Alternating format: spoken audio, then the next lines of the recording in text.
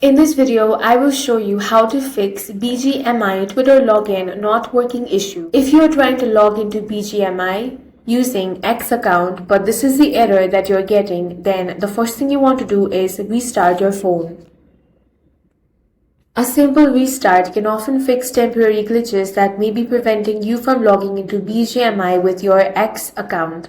If the problem continues, open the Play Store app. Now tap on the search bar.